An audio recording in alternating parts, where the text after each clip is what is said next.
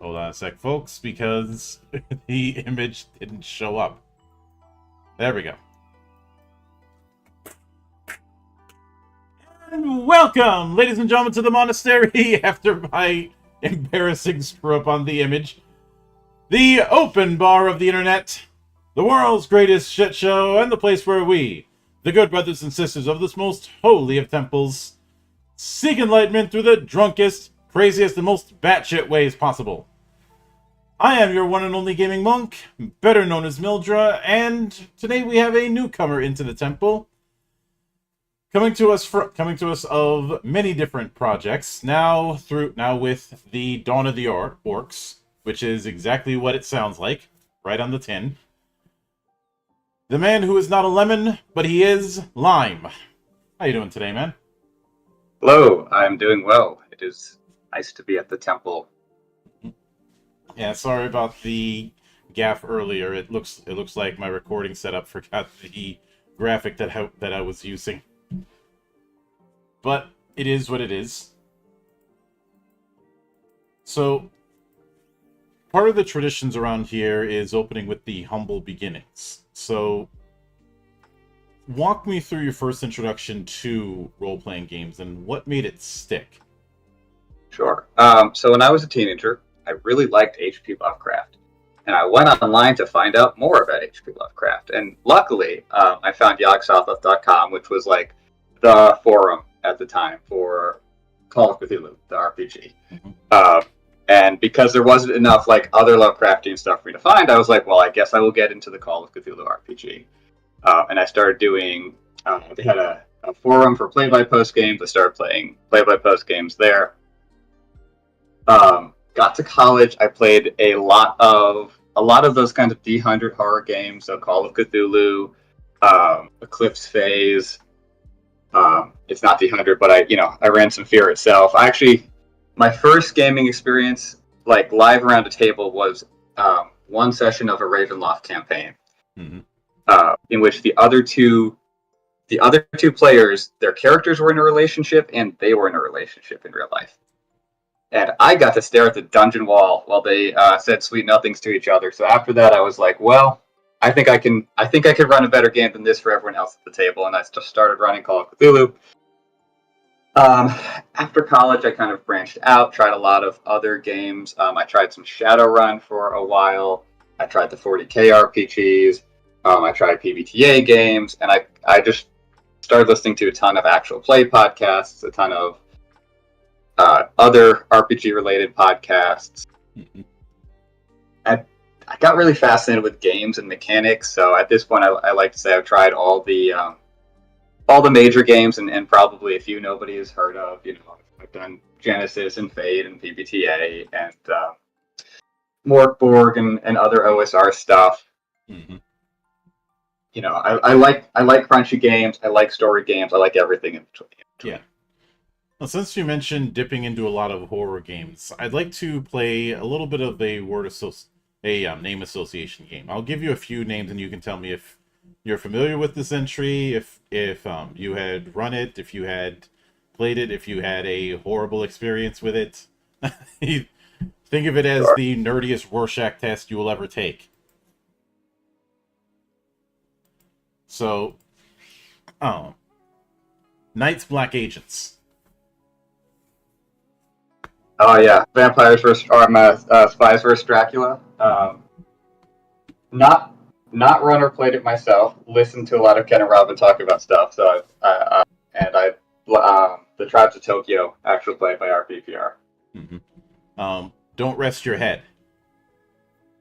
I own the board game based on Don't Rest Your Head. All right. It exists. Delta Green.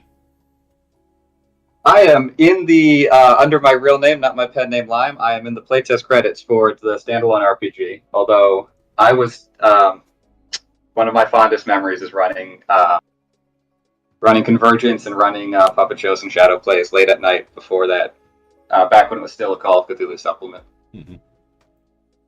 Yeah. You already mentioned Eclipse Phase, so I'll skip that one, although the guy behind Eclipse Phase has graced this temple in the past. Rob? Yeah. Chill. I once made a joke on Discord about someone when someone was trying to indicate that their horror game was the best of all time, and I just said, "Oh, so you mean Chill, second edition, the Polish translation?"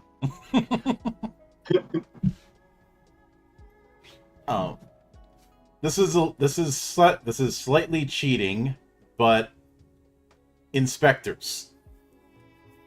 2 to 3 days ago, someone told me I need to read Inspectors in order to borrow mechanics for it for a horror game I'm working on. I just know it's a modern reboot of the old Ghostbusting games, Ghostbusters, that people loved. Yeah. Depending on what sort of horror game, I might be willing to suggest leaning into that, but it depends. Horror is a wide net. It really is. Yeah. So I mean, I remember reading an article about claiming that Chill was a horror game for the easily frightened, because apparently the fact that it's going a bit more schlock was somehow a problem. I mean, you can't really claim that you're trying to do serious horror when Elvira is gracing the cover of one of your books. Okay. So I don't actually know much about Chill. I've never played it. I just see it on lists of other run games. But I have read a review of the Elvira adventure, the Elvira branded scenario pack, where she introduces each scenario of the collection. Yeah. Point is, Chill is more akin to Hammer horror. Yeah. third edition was more akin to Buffy the Vampire Slayer. It's going for that. It's going for that kind of schlocky. Um, Speaking of schlocky, Army of Darkness. You mean the Army of Darkness role-playing game? I Yeah. gave that to my wife for her birthday one year. And to lean into that same family of games, all flesh must be eaten. I've been in one not particularly good play-by-post All Flesh might be, on Discord. All Flesh may be in game, but it's a respectable system. Mm-hmm. I would love to have been in a I'd love to play it around a table with some people sometime. Yeah, I could certainly see it. And I do remember using that one to get some wrestling friends into TTRPGs. Yeah, no, it's very solid. It's quick, it's clean, it's easy to understand. I love how accessible it is. It plays to a lot of the strengths of horror, which is that you can tell a great horror story with regular people in a place in the real world that you completely recognize, and it makes it so much easier to understand what's at stake and what your characters might do. You don't have to learn 500 pages of lore. There's a bunch of zombies outside. That's it.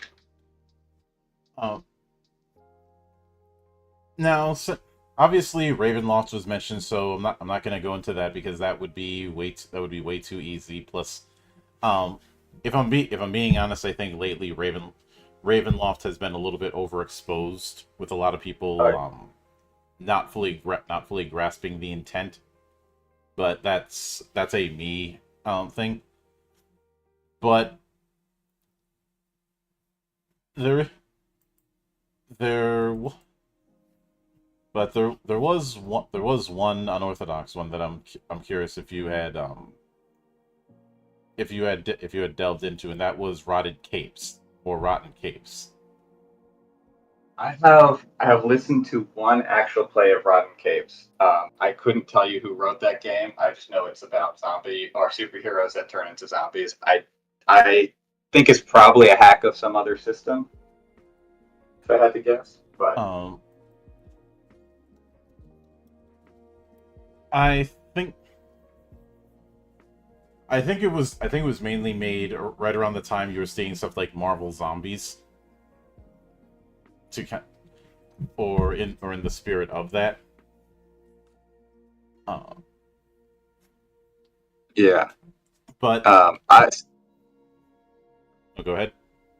I'd say, like, with some limits, superhero games are probably the thing I know least about.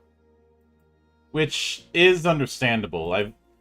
I've seen a few people talk about how, they want to do a superhero game, but they don't want to deal with all of that crunch, and I'm sitting there going, that's going to be inevitable because of how much of a wide net a superhero game is going to cast. Yeah. I'm not trying to make excuses on the matter. It's just a fact of it. When you consider all the different varieties of powers, power sets, or point of origins with supers, just in like one era, it's gonna be all over the place. There's nothing you can really you can simplify it a little bit, but unless you go too simple and just hand wave your power system, it's something you're gonna have to deal with. There's ways to make it easier, but I liken it to how just because you wear a seatbelt doesn't mean you're 100% safe if you get into an accident. You're just safer.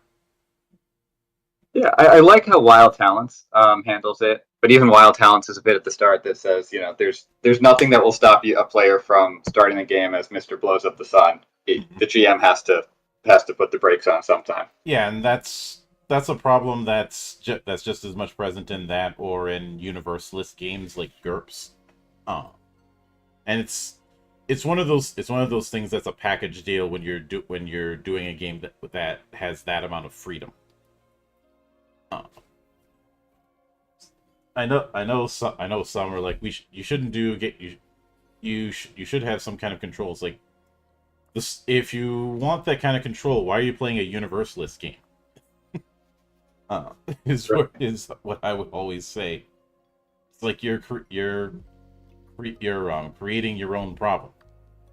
Uh, Oh, yeah. Yeah. but that brings me to Dawn of the Orcs, which is built around this concept of sages who are through combinations of magic and science are creating orcs. And there's a part of me that wonders if on some level you were channeling a bit of gothic horror, because the first thing that's going to come to mind with this sort of thing is Frankenstein. Absolutely. It is absolutely a Frankenstein story. Uh, I will say that some of my Frankenstein is nice because it means everyone knows the story, which means everyone knows what they're getting and everyone knows how to play along, right? Which is important because we've just talked for 10 minutes about horror games. This is not a horror role playing game. It's horrific in places, but it is a dark fantasy game. And it is a I would world almost building call game. it a gothic fantasy. Yeah. Yeah. That's a good description.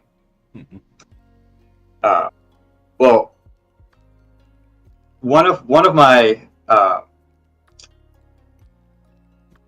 big inspirations, and I dropped the name a little bit before, was Warhammer 40K, which is a gothic future game, right? And if you've ever played Only War? I have played all of the Warhammer 40k TTRPGs that have been released up to this point. I've played all the FFG ones except for the Space Marines one. Yeah. Only War starts with this incredible regiment creation set of regiment creation rules, right? Where you and your friends, you have this really fun time, especially if you've got a GM who leans in and supports you. You have this really fun time creating a home world and a planet and their culture and the people and how they fight and why they fight and all kinds of cool, crazy, awful things about this regiment of soldiers. And that's session 1 or session 0, and then you put it aside and you never touch those rules again. You play a completely different role-playing game. And one of my big inspirations was, what if those are the whole game, right? What if I take that, and then I was actually in an Only War game, and I had a GM who, like, before starting the campaign proper, took us through a little, like, kind of choose your own adventure style. Like, here's some of the battles you fought in before you got here, and how do your choices impact things like your regiment's ability to requisition gear and the kinds of skills and abilities that you have available. And that was many years ago, and it was just kind of cooking on the back of my brain. Mm-hmm. And then maybe a year or two ago, I was in a Black Crusade game, and one of the things almost like every player in the game kind of wanted to do was make their own awful little minions, right? Whether those were like demons or mutants or cyborgs, servitors. Everyone wanted to make your little army of unique horrors to unleash on the galaxy. And there's no rules in that game for doing that. And at one point, we kind of adapted the Only War regiment creation rules, and it was really neat and fun to do it that one time. But then I said, what if I can boil this down to a 90-120 minute fun world building experience that you can just pick up and play? Mm-hmm. Yeah, I can certainly get that, and it is funny to bring up Warhammer 40k because of what the orcs in that setting are supposed to be, at least according to their creation. I love those orcs. They are the perfect orcs. They were built by the old ones to be essentially a bioweapon. Yeah. And they're still around, and the old ones are not. Yeah. Of course, everyone also forgets that orcs in both Warhammer Fantasy and 40k are fungus. Yeah. Which I mean, it's such a damn pain to get rid of them. It's perfect, right? You blow up one orc and it just spreads the spores for more. It's like absolutely perfect orc design. You know, they don't fear death because that's how you get more orcs. I mean, they do fear death, but not really in as much as they should. Oh, well, honestly depends on how high they're up on the totem pole, but that's a whole other matter entirely. But with that in mind, give when it come when it comes to the particular brand of dark fantasy that Dawn of the Orcs is leaning into, what would you say would be some of the influences that you had, some of the Yeah. Appendix N, as it were? So, if it's okay with you, I'm actually going to name some things that are not dark fantasy at all. Uh, so one of my biggest sort of other thematic inspirations for this game was Doctor Strangelove, uh, which is a movie about a bunch of very smart people. Well, not all of them are smart. About a bunch of very important people um, sitting around a big table in an important room, um, trying to keep the human race from ending, right? And it is a dark film. It is a dark comedy. There's a lot of other films like that too. So I'd wanted to do that kind of uh, experts around a table game for a long time. Now, dark fantasy that like works I've personally read, like Joe Abercrombie, I think would be one example. It's not really dark fantasy, but a lot of Jack Vance, not his Dying Earth books, but if you've ever read his short stories, The Last Castle Mm-hmm. and Dragon Masters, both of them have very similar themes. They're weird fantasy stories, I'd say, right? And in Dragon Masters, you have these sort of feudal lords who have bred all these different kinds of. We think of them today as Pokemon, honestly, but all these kinds of like weird little alien monsters to serve them and fight their wars, and then they all have to get together to fight against alien invaders who have their own sort of minion species that they've developed. Last Castle is kind of the first premise, but it's a completely different setting. But again, you know, humanity has lives in this like feudal state, but they've created all these sort of synthetic life forms to serve them in different ways, and inevitably, you know, the rebellion occurs, and then there's a lot of dramatic scenes of characters trying to convince the protagonist to help put down the rebellion when he's like, I don't actually think we have the right to put that rebellion down. Leave me alone. I want to go, like, I forget what he wants to do. Mm-hmm. Wander in the woods or something and drag his big sword around or something. Yeah. So a lot of that kind of weird fantasy. Also, just if you look around, it's kind of my hate letter to your like World of Warcraft orcs, right? Because you know your original token orcs. What I really like about them, they're different than other sort of fantastical or folkloric monsters that go all the way back in mythology, right? There's stories about dragons and elves and trolls and so on that go all the way back to the dawn of language. Orcs mostly don't. There's very few creatures like orcs in mythology. There's ogres who are single solitary monsters, and they're, you know, some personification of some force of nature, or you know they'll teach you some lesson or something, right? But orcs are really the horrors that Tolkien saw on the battlefields of World War I, right? They're that fear of warfare on a large and a mechanized scale of just a lot of people who want to kill you, Mm-hmm. and that's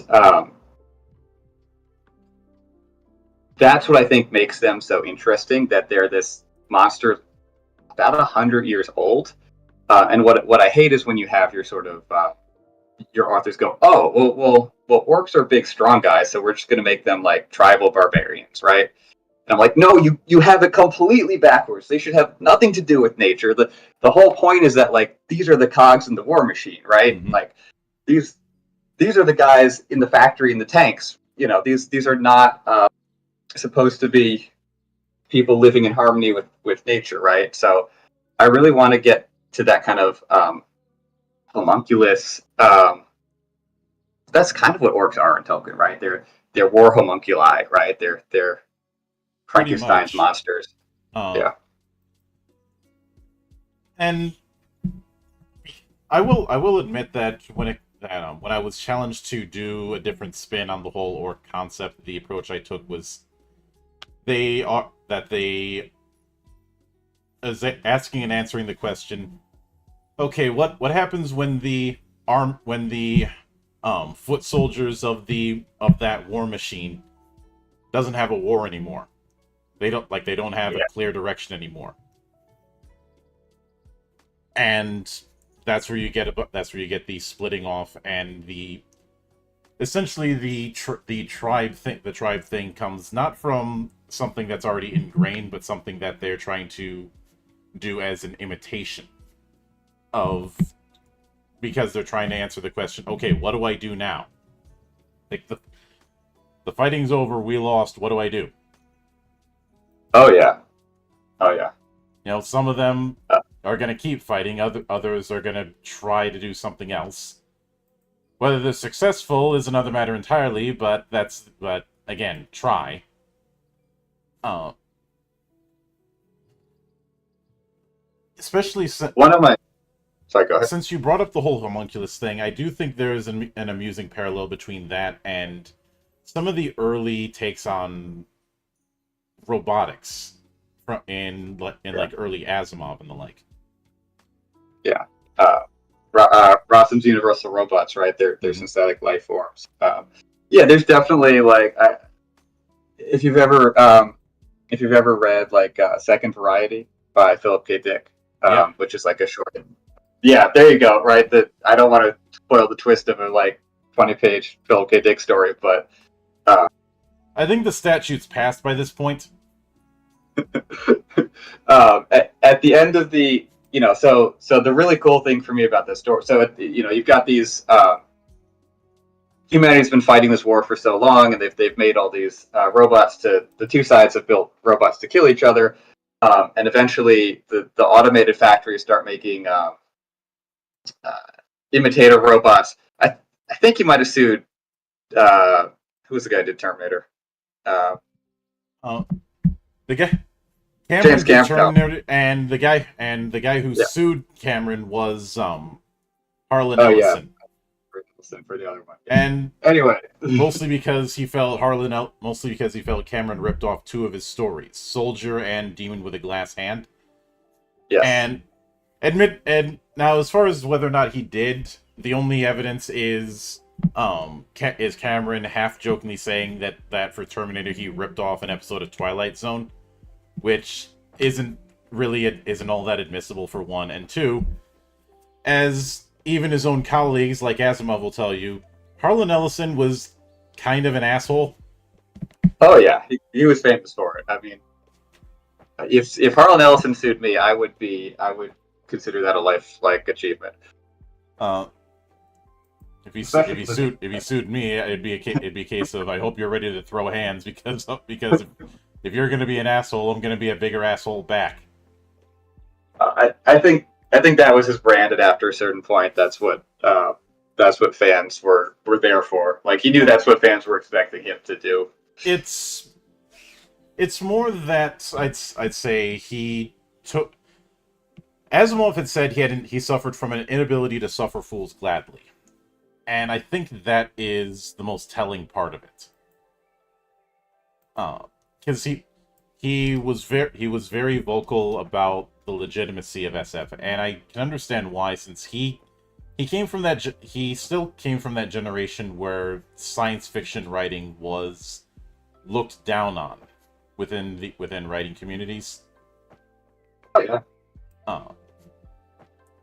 So him him being very opinionated on the legitimacy of science fiction as a literary medium is understandable.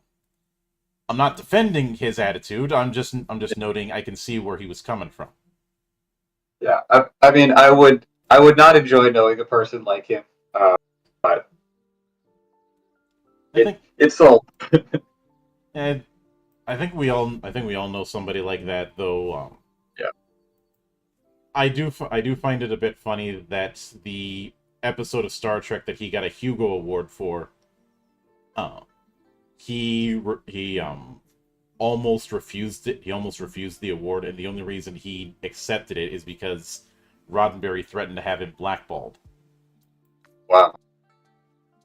On the other hand, That's Roddenberry had also said that if you do a high budget for an episode, you could get a Hugo, because City on the Edge of Forever had a higher budget than some of the other episodes, but it wasn't due to some fancy effects. It was due to getting stuff you'd need to get for a period piece. Oh yeah. Like These days, period pieces are the cheap episodes because you just grab everything that's left behind at the back of the studio. you've got a car from the 1920s in the back of the studio. that creates even bigger questions. Well, I'm not a film studio, but I you'll see like Doctor Who episodes these days, and it's really clear they were just like, what drama were they filming next door? Quick, let's run onto their lot while they're on lunch break and get some scenes there. Oh, I'm not denying that. Although, when you mentioned Philip K. Dick, I have to bring this up. There is a unfortunate bit of tagging that happened with my copy of Do Androids Dream of Electric Sheep, because the tag to scan the thing for when you're buying it at the bookstore is there, but the idea is title on the first line, last name of the author on the second line. But the way it's set up, it looks it reads Do Androids Dream of Dick. Yeah. Oh boy. That's the postmodern sequel. Not post, whatever. That's the modern sequels. No, that's what would have happened if you let Asylum Pictures adapt it. No, it's actually the oldest version of our creator creation story. Maybe not the oldest one I know. It's Pygmalion, right? Hmm. Right. Our very oldest story is guy makes a statue, guy brings the statue to life. They fall in love and live happily ever after. Like before we had the English language, we had people dreaming of that story. Yeah. Now, with that kind of thing in mind, Spoiler: Dawn of the Orcs does not contain that story. Yeah. If you're getting ready for that, I'm sorry to disappoint you. Yeah. Now, I am curious if when it comes to the scores of numbers, loyalty, brute, and clever, what would be some orcs or some homunculi in fantasy fiction who you could see as having a high amount of score in loyalty, brute, or clever? Because obviously with numbers, that's a very wide net. Yeah. Yeah, so they're all abstract. So I think, I think original token, right? Your actual orcs have numbers as their big, probably numbers and loyalty as their highest stats, right? Mm-hmm. The Urukai have brute as a much higher stat. 40k orcs, right? Your commandos, orc commandos, not command orcs. Those have clever as their highest stat. Pretty much every other orc, well, your Gretchens and Snotlings and so on have numbers as a high stat. Some other, I've used the word orc kind of broadly. Other really good I need it. I need that as a sales pitch, like a list of top 20 fictional orcs. Because the problem is, once you start looking for them, you see them everywhere, but not all of them are like great archetypes. Like it's it's amazing how like I was watching Rebel Moon Part Two, and there's like 4 orcs in that movie for no good reason. Those are some clever orcs. Although they, as far as I can tell, they don't have very low numbers, brute, and maybe nothing of who knows what the loyalty is. Uh, have you seen that movie? I have ripped into both of the Rebel Moon movies for because in fact I ended up using the old Jimmy Neutron gag of here's my sci-fi version of the Seven Samurai. This is the fifth time. This is the 5th time this month that you've brought your sci-fi version of the Seven Samurai to class. It's. I was really hoping because the orcs in that movie do almost nothing until a single scene. I was almost hoping that they would just like forget about them and they would just actually have nothing to do with the plot. It would have just been a random side story. But no, they turned out relevant in the end. Yeah, that as I said before it went live, that's cute. I'm still gonna kick the movie's ass though. I feel like that movie is so like it's like kicking a puppy. Like it doesn't it's so wide eyed and innocent about it. So it's like we can be in space and have sword fights. This is so cool. Like I can't bring myself to hurt something that innocent. I can. Okay. I'm not out here to try and hit a man while he's down. I'm trying to kick him because that's easier. Yeah.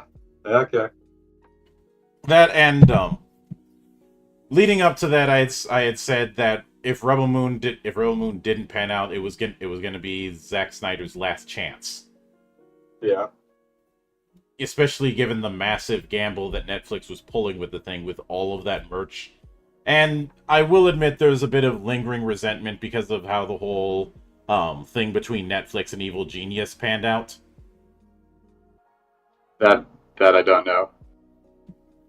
Evil Genius Games, the guys behind Everyday Heroes, yes. were tapped to do a TTRPG adaptation of Rebel Moon. That I do know. Oh wow, that was a story. Yeah, then there was the whole thing of them pulling out, claiming that they disclosed confidential info, despite the fact that there was a Netflix representative at Gen Con who could have checked at any given point. The rumors that this was done to try and get the series Bible that they had written ended up in a whole shitstorm. They ended up doing the lawsuit. They ended up losing. They ended up having to lay off a lot of people because they were betting big on that deal. Yeah. And everything that came after that, they've bounced back, and it looks like they're in the process of doing some kind of sci-fi IP, which there's a small part of me that wonders if they took what they had initially wrote, filed off all the Rebel Moon stuff, and are just releasing it as is, kind of like how D6 Space in 2004 was just Star Wars D6 with all the Star Wars stuff filed off. Yeah, I mean, you can't copyright Seven Samurai in space anymore. It's been done. Oh, the problem is the whole doing a modern version of Seven Samurai or doing a Western version of Seven Samurai is a pool that's been dipped into way too many times over the years.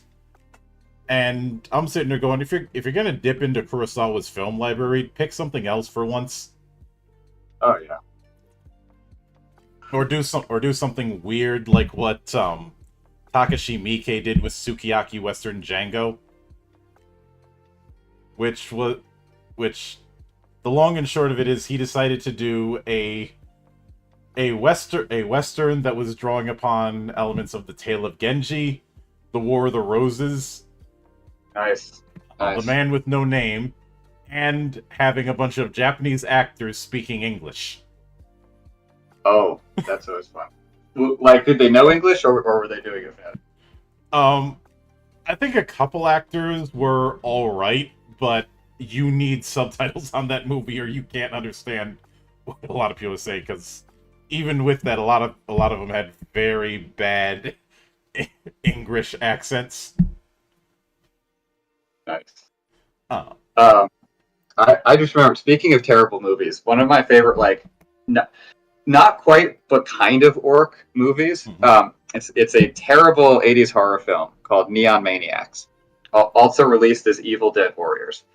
And basically, there's a bunch of it's set, I think, in San Francisco, and there's these monsters that live under the Golden Gate Bridge, and most of them just look like people in random historical, like, soldier costumes. So there's like a samurai,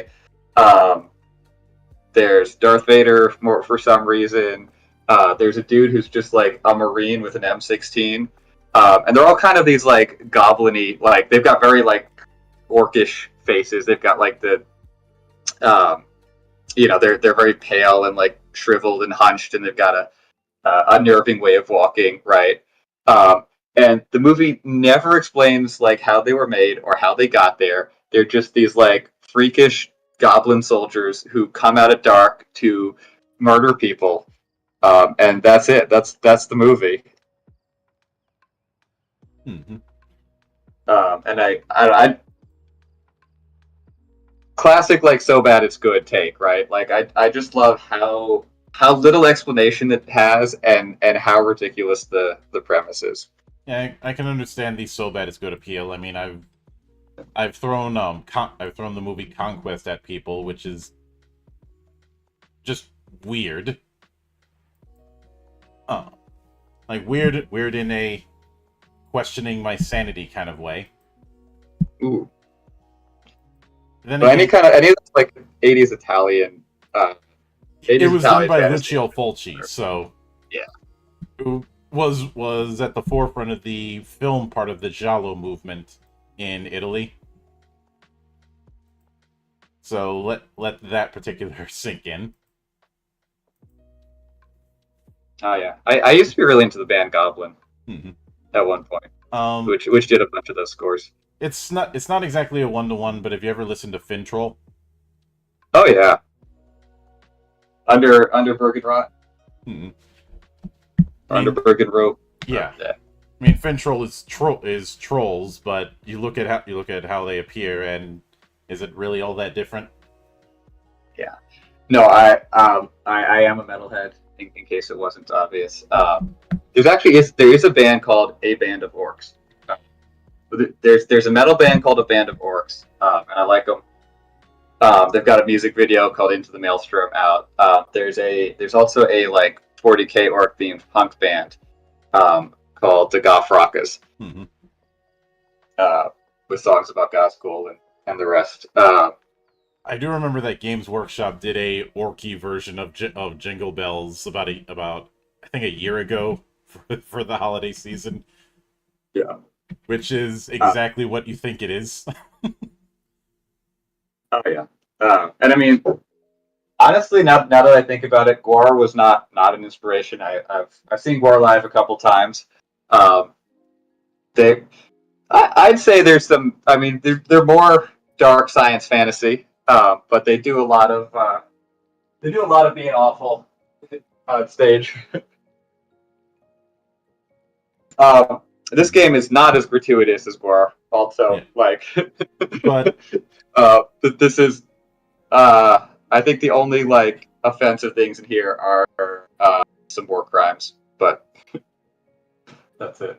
But it definitely seems that the chapter design, which I haven't really gone into the way I would in other projects, leans very much in this choose your own adventure kind of approach. Yeah. So some of the inspirations were sort of world building games like The Quiet Year, and what's the other world building game that the other really popular world game? Well, Quiet Year is a great example. Oh, Microscope, right? Quiet Year and Microscope, right? Yeah, which are not role playing. Everybody brings up Microscope. Yeah. I'd also one that I've used as far as building via cards has been stuff like the balance deck in Mystic Empyrean, or the card-based character creation setup in Fatum. In fact, we did a whole stream just making characters with that, which resulted in the meme of the Great Draco, who is basically a Dragonborn caster who always insists to be referred to as the Great Draco. Yeah. Never Draco, just the Great Draco. It's like a tribe called Quest. Yeah. Well, like Charlemagne, right? Mm-hmm. Great Charles the Great. Yeah. Yeah. Charlemagne. Or if you're familiar with Warhammer Fantasy, reading off all the titles of Cetra the Imperishable. Yep. Which I would not recommend. I only did that once as a troll move before when I was using a Tomb King army. Well, that will be the rest of our stream. We will be reading the titles of Cetra the Imperishable. I am not going 2 hours reading nothing but titles. But you know, because in the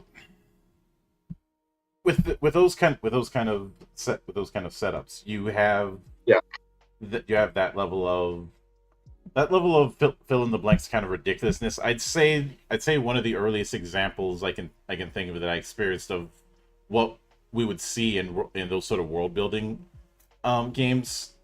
Did you ever play Mad Libs growing up? Oh yeah. Like I look at these kind of things and it's like, are we dealing with Mad Libs with extra steps? So sort of. So here's the when I first rubbed onto the Orcs, right? I felt like I was writing this really like serious dark game, right? Now I'm a big believer in playtesting, so I playtested this to heck and back. That's why it works and why I know it works. I was playtesting for like 6 months and pretty often.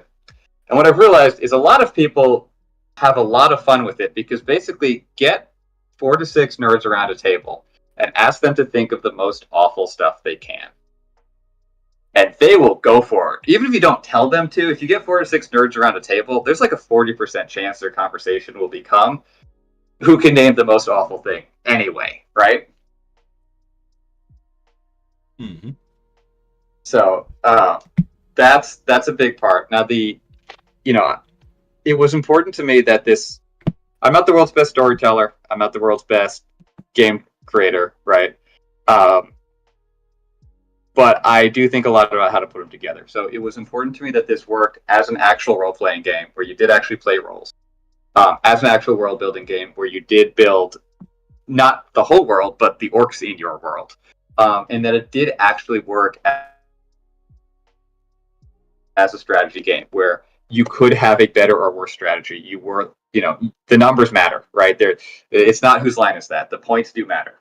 And they do have a big, like, the outcome of the game does depend on how the dice fall and how you've chosen stats. So there are some elements of that. It is designed on the first playthrough. It is pretty easy to win the war. So actually, maybe I should step back and should I say a little bit about how the game works? Yeah, I think because of the fact that it's doing a very specific thing, I think that is important. Yeah. So Dawn of the Orcs is a GM-less dark fantasy game. So you play the people who are making the orcs.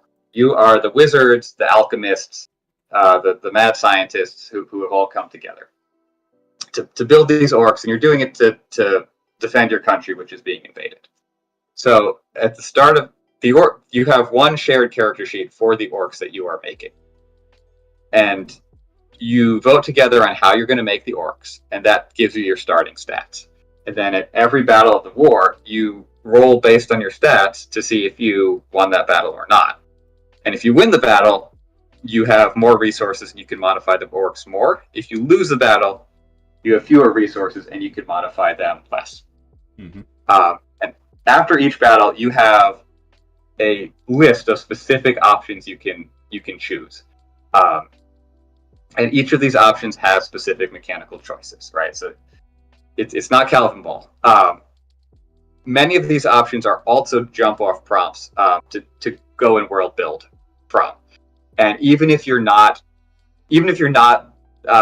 particularly much of a storyteller, you know this story, and it's very. I realized as I was playtesting, this game is great for new players because it's very easy to start tacking on new awfulness to your orcs and seeing where things are going. Right? It's fun to build monsters. That's why SCP Foundation works so well. Anyway, so you after every battle, you get to improve and modify your orcs more, and then by changing their stats, they get better for the next battle, right? And you have to keep modifying them because the battles get tougher and tougher up until the end. And then at the end of the game, the ultimate outcome of the whole conflict is actually dictated by sort of how you, both by the outcomes of the battles and by how you built your orcs at the end. Mm-hmm. So you can absolutely, there's no early ending. Even if you lose every battle, you still go to the end. But then it is a really sad story of your country just getting completely annihilated at every turn, and just ground into the dirt, right? So it definitely people do play to win this game. The way it works mechanically, so that was like the last part of the puzzle I put together. Sure, I'll explain the combat mechanics. So you have your 4 stats of brute, clever, numbers, and loyalty. And in every chapter, you can use any combination of 2 stats, but you can never use that same combination of 2 stats again, right? And there are enough chapters that if you try to have one high stat, you will run out of other things to combine it with before you get to the end of the war. So there's a couple of different strategies you can pick. You can try to run one stat down to raise other stats. You can try to like ignore one. You can try to use your best stats at the start and like change course midway. You can try to win a lot at the start and snowball. It is very, as written, if you open it up and play from page 1, it's pretty easy because some people play RPGs drunk, and some people play them with only one person at the table paying attention. But if you want the challenge, you can flip halfway through to a section called Another Dawn, and there are alternate battles, and those battles are much tougher. And some of them have negative modifiers that will continue throughout the rest of the war. So you can make it very tough that way. Mm-hmm. Yeah, I can certainly get that. In playtesting, were there any elements that you can think of that you had introduced at some point, but they didn't last through playtesting, or it created problems and had to get scrapped? Oh yeah. So originally, every battle had a fixed set of stats that were like narratively based on how that battle went. Players really didn't like that. Players wanted to choose a strategy, and I was like, "You're missing the point. This is a game like you're the guys back in the lab making the orcs. You're not leading them in the field." But at the end of the day, it's more fun to pick a strategy, right? And the game just flows better that way. It engages a different kind of player in a different part of your brain. So that got scrapped.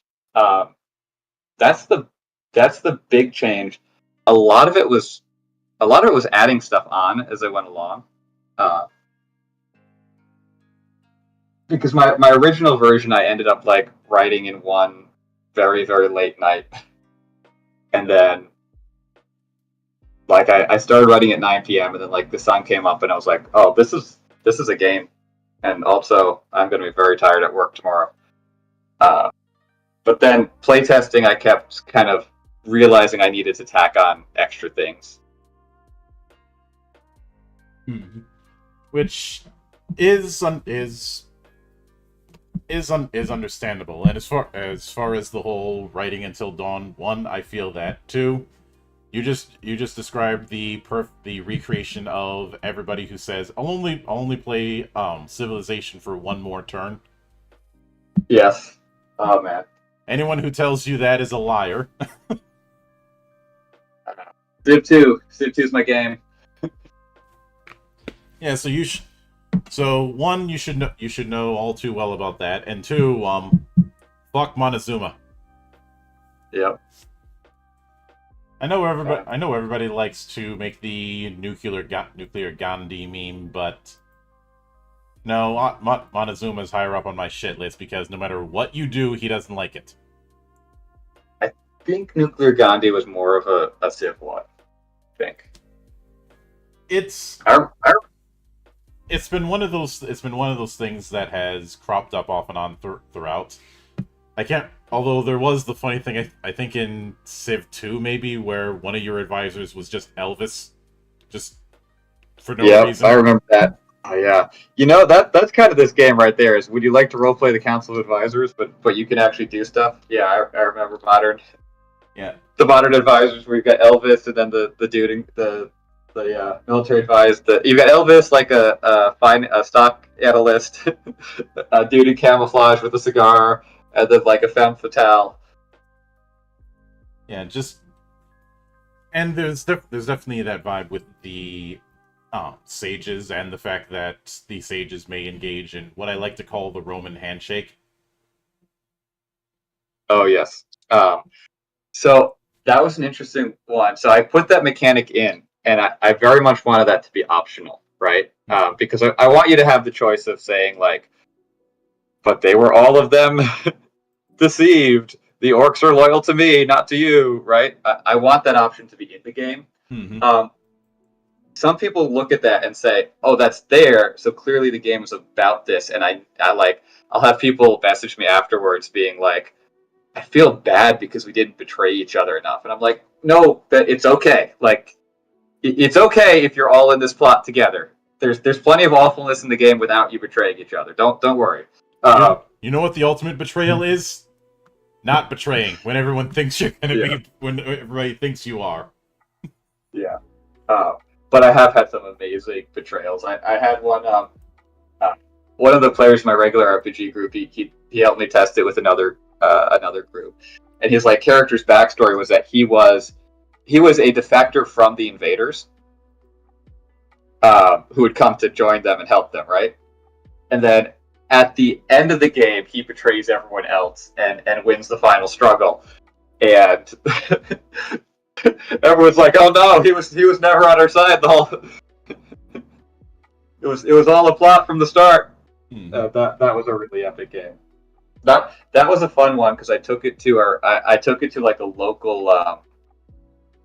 sort of creatives meetup, and I got 8 people in a loud room, and some of them had never played RPGs before, and one of them didn't know what an orc was, and that was some good play testing like notes, because if people can have a fun time with the game under those conditions, then you know you've made it somewhere. Mm-hmm.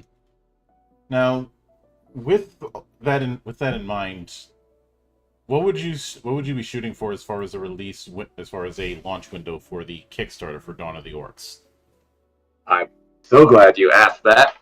This game is launching November 19th, so it's coming up. So in about 6 days. Yes, it is. Here. Go ahead. So, Dawn of the Orcs is a completed product. I have test print copies in my hand. I can hand them to people. I have handed them to people, right? The Kickstarter is to raise money for a larger print run, because the more books you print, the cheaper they become. But this is not one of those like, early old Chaosium style Kickstarters, right? If you back the Kickstarter on the 19th, it will run for 30 days. I think I can get everyone digital. I mean, I could give you the digital edition today. I gave one to Mildred, right? So I want to have digital editions out to people before the solstice, which also means before Christmas, if you spend that time gaming with people. And then hopefully printing product in January and shipping it out in February. Ideally, I'm going to do 2 print runs, one in the US, one in the UK, so that I don't have to worry about shipping product across the Atlantic Ocean, which is both slow and expensive. Mm-hmm. So I'm keeping it simple. There will be no like pencils and stickers and stuff, but you will actually get your book. It's a neat book. It's recycled uncoated paper. So unfortunately, it lacks those delicious microplastics that coated paper gives you, but it's got a really cool texture to it if you're into that kind of thing. Applying the KISS method to this thing. Yes, I do operations as a day job. I say that makes me sound much cooler than not those kinds of operations. My day job is one in which I manage small projects a lot, and it is so much better to do a simple thing well and on time and on budget than it is to try to do something complicated and not deliver. So that's how I'm running this Kickstarter. So yes, please come to the Kickstarter page and follow it, and back as the 19th, because day one purchases are everything. Mm-hmm. And while I'm at it, I will be adding the Kickstarter link to the description, and I'm also going to put that in the comments for everyone. But thank you for being open to doing this. It certainly means quite a bit. If anytime you see fit to return, whether it's to discuss more Dawn of the Orcs, any other project, or just to do a glorified shitpost, the door is always open. As I often say around here, drinking is not mandatory, but it is encouraged. Well, I have plenty to drink around here. Yep. I'll be seeing you. Mm-hmm. And of course, a sincere thanks goes out to everyone who took the time out of their schedule to come onto the show and enjoy the madness. And there will be plenty more where that came from, as there always is here, on the open bar of the internet. But until then, on behalf of the good brothers present and not present, my name is Mildra, I am your gaming monk. Stay fucking frosty, everybody!